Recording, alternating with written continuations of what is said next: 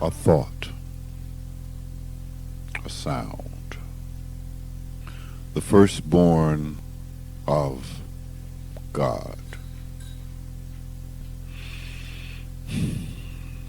That old devil word, Satan, was the first sound of God. Ooh. Satan. Not the childish boogeyman, devil gonna get you, hellfire and brimstone. Satan, that is, if you will forgive me, the brainchild of ignorant little people.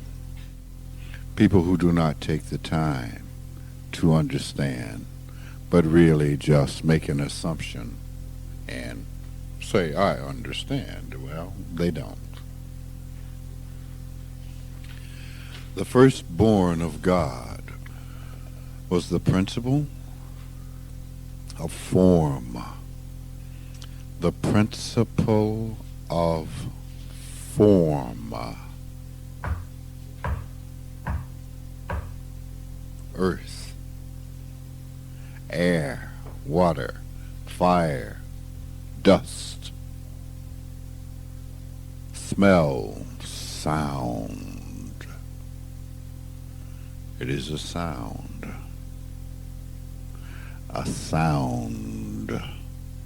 around which all physical things manifest, around which all physical things manifest.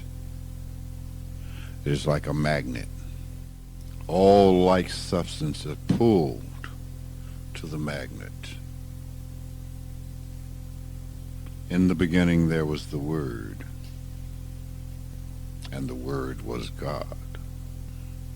Not a word like Joe. No. Or Jehovah, or what's the other one? Allah. You know, you can see it now across the great cosmos. Name Allah. No. Makes no sense.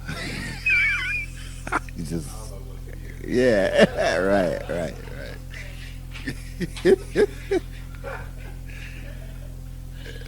Not that word, but sound. A quality that called other things about it. Satan. Form. No boogeyman. In order for anything to manifest, all those of you interested in creation and creating, an equal opposite tension must be set up. A tension between form and formless. Between form and formless. In all things, you will see this tension. If you take a section of bone, a section of your spine and the spinal cord, if you cut it, you will find a regression from hard and crusty.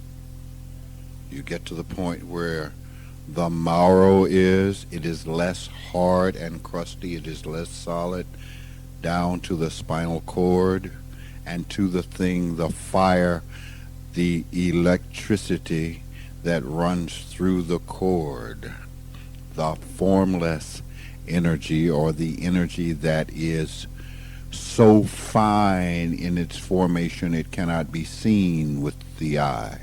So it goes from the hard and crusty, when we go backwards, or the truth is, the hard and crusty comes from the unseen, the finer vibration, the electrical part. Out, that is, from the formless comes the form. If you were to cut the earth in half, what you would find at its center is molting hot. That is the creation of the form itself. The more you move out from that center, the harder and crustier it becomes. At the center you have what you call an atomic reaction. As you move away from that, you find the gaseous levels of the earth. And as you move away from that, you now find the molting rock and iron or metals. And as you move away from that, they come to rock. And then finally to the outer circle, it is hard and crusty, just like your skin. It's all relative, though. The hard and crusty outer part. You know, if you don't put any lotion on there, it gets hard and crusty. Kind of like your feet. Uh-huh. So, it is the constant creation of Seth itself, of flesh, of form. Not a boogeyman. Put that nonsense out of your head. You know, that's craziness. That's just the manifestation of human fear. It is what churches have used for years to keep people in line. You're going to die, the boogeyman's going to get you, well, I guess it's kind of been that way in order to control us, because without that kind of control, actually, we'd be like heathens, just running around with no controls whatsoever. So if we're not going to understand, I suppose fear is as good a leash as any to put us on. But it's time out for that. It is time for understanding. That tension was developed and is still in process in everything forever. Seth, the sound, the word, and the word was God. Therefore, Seth is also God. Not as some would have you believe it to be. It is only a force. That ring, a circular structure, from the non-form to finer form, to less finer form, to rough, gross form, is the way everything exists. Everything has within it God, or source. It is all circular. The crust or the form encloses God itself. The circle has come to represent that unity between form and formless. Its proper name is Om.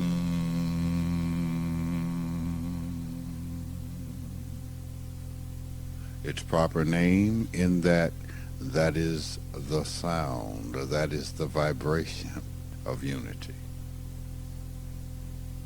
The law is the law is the law is the law. In sound, how do you make the circle? Om. You make the circle with your mouth and you push the air through it. It represents the circle. This is the fall from grace. It is the fall from unity. The trick now is to return and to imbibe form with God.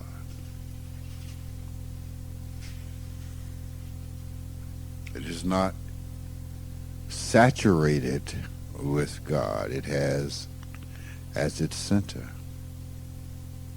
God, but not saturated. The idea is to saturate it with direct current of God. It cannot happen in the presence of ignorance. Consciousness is its helpmate. And when consciousness is turned toward only form, then that which is divine is ignored. And when it is ignored, it cannot manifest. The crust just gets thicker and thicker and shuts it down and down and down and down. This is the law of manifestation. This is the tree of knowledge of good and evil. The tree of knowledge of form and formless. Evil not in the sense of evil. Oh, you evil heathen. No, not that. Not that crazy crap.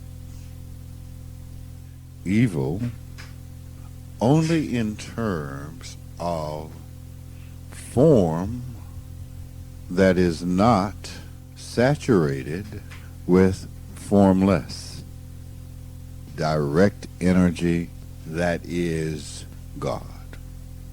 It's not bad,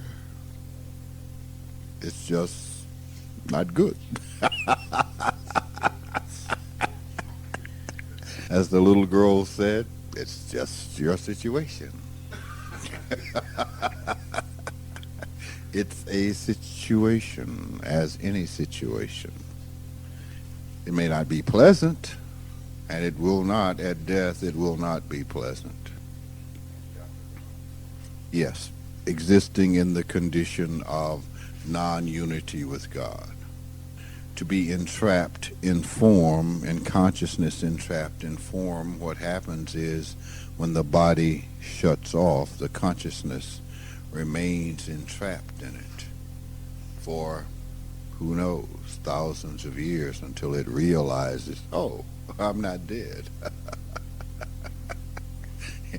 It's laying there pretending it's dead. It thought it was dead. Okay, but it's not. So you see, all that requires that it not be dead is the realization that it is not dead. That's what some call reincarnation. Oh, I am. Oh, yeah. Well, how many times do you have to do this, you know? Sheila, you had a question. Those who were truly ignorant, full of fear, made the definition into something to be frightened of. But it simply means, it's another word for form. Good is in harmony. Evil is out of harmony. Harmony, that perfect pitch that can't be seen, smelled, tasted, or felt, but can be perceived by certain things within your being. That harmony with God. But the thing that is important about it is that harmony can be achieved while in the body, and that is the trick.